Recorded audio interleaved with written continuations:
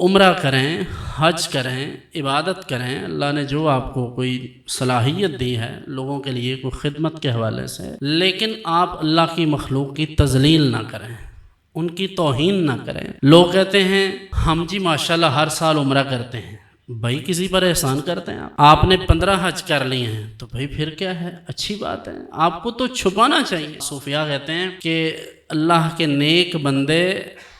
اپنی نفلی عبادات کو ایسے چھپاتے ہیں جیسے خواتین اپنے مخصوص ایام کو، کہ گویا ان کے لیے یہ عیب ہے۔ تو اپنی پرائیویسی کا اظہار،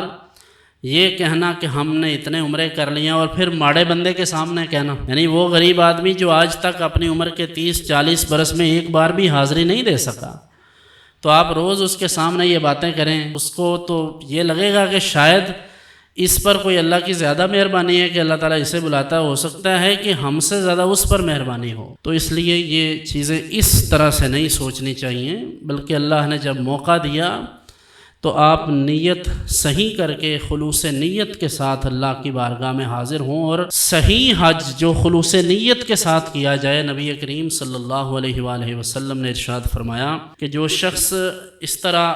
حج ادا کرتا ہے، یعنی اس کے تمام جو لوازمات ہیں، اس کے تمام جو تقاضے ہیں ان کے مطابق، تو فرمایا کہ وہ اسی طرح ہو جاتا ہے جیسے گویا کہ ابھی ماں کے پیٹ سے پیدا ہوا ہے، یعنی پچھلے گناہ بخش دیے جاتے ہیں۔ حج ہے، عمرہ ہے، عبادات ہیں، نماز ہے، داڑھی ہے، یہ سب آپ کے ذاتی معاملات ہیں اللہ کے ساتھ، ان کو پبلک میں تشہیر کے لیے نہ رکھیں۔ ترغیب کے لیے کسی کو بتانا اس میں کوئی حرج نہیں۔ ترغیب کا مطلب یہ کہ آپ کسی کو کہیں کہ یار آپ کے پاس پیسے ہیں، آپ کو عمرہ کرنا چاہیے یا آپ کو حج کرنا چاہیے، تو آپ انہیں ترغیب کے طور پر کہہ سکتے ہیں کہ دیکھیں جی میں بھی آپ کے سامنے جاتا ہوں، میرے پیسے کم نہیں ہوئے آج تک۔ بلکہ حدیث کا مفہوم یہ ہے کہ جو شخص چاہتا ہے کہ میری محتاجی کم ہو، یعنی کہ اس کے پاس مال و دولت بڑھ جائے، تو فرمایا کہ اسے چاہیے کہ وہ حج اور عمرے میں کثرت کرے۔ تو حج اور عمرہ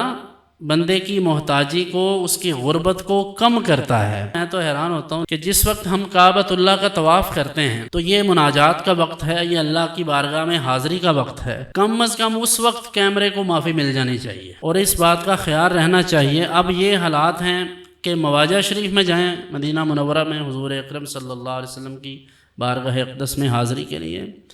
تو مواجہ شریف میں 70 سے 80% لوگوں کا یہ حال ہے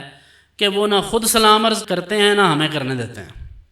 کیونکہ ہر بندے نے ہاتھ میں موبائل پکڑا ہے اور پھر وہاں فوٹو کھینچ رہے ہیں، ویڈیو بنا رہے ہیں۔ تو یہ ساری چیزیں تو انٹرنیٹ پر موجود ہیں۔ اب وہاں آپ کے اپنے موبائل سے بنے گی تو زیادہ بابرکت تو نہیں ہوگا، آپ کا وہاں جا کر استحضار قلب کے ساتھ، حضور قلب کے ساتھ متوجہ ہو کر سلام کرنا، اس ماحول کو محسوس کرنا